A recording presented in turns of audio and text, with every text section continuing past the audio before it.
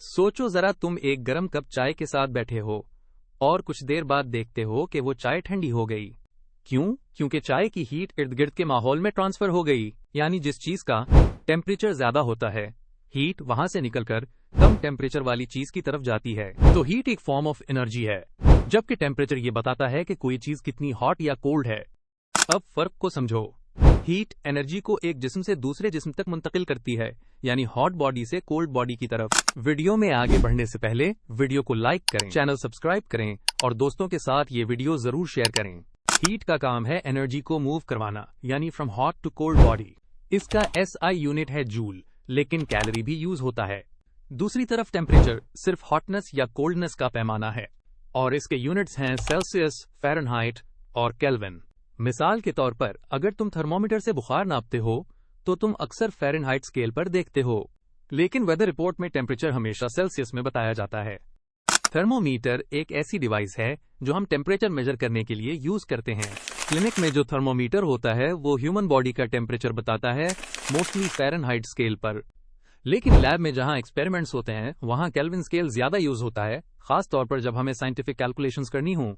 अगर हमें सेल्सियस को केल्विन में कन्वर्ट करना हो तो सिंपल फॉर्मूला है केल्विन इक्वल्स सेल्सियस प्लस 273 और फ़ारेनहाइट निकालने के लिए F equals 1.8 multiplied by degree C plus 32।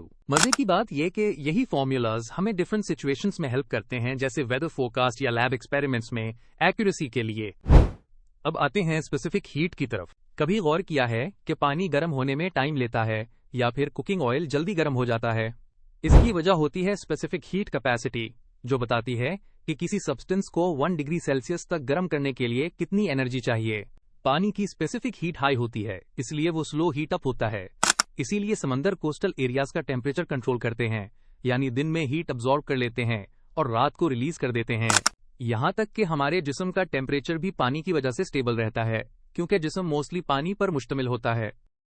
Evaporation एक बहुत दिलचस्प अमल है। जब हम गीले कपड़े धूप में डालते हैं तो वो जल्दी खुश्क हो जाते हैं, लेकिन सर्दियों या क्लाउडी दिनों में वो ड्राई नहीं होते।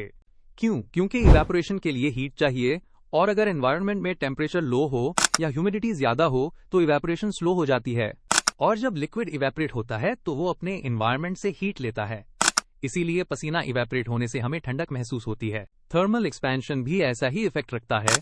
जब सॉलिड्स या लिक्विड्स को हीट मिलती है तो वो एक्सपैंड करते हैं, जैसे रेलवे ट्रैक्स गर्मियों में थोड़े बेंट नजर आते हैं। क्वेश्चन 1, हीट नापने के लिए कौन सा यूनिट इस्तेमाल किया जाता है? इसका जवाब है जूल। क्वेश्चन 2, सर्दियों में गीले कपड़े देर से क्यों खुश्क होते हैं? इसका जवाब है लो एम्बिएंट टेम्परेचर।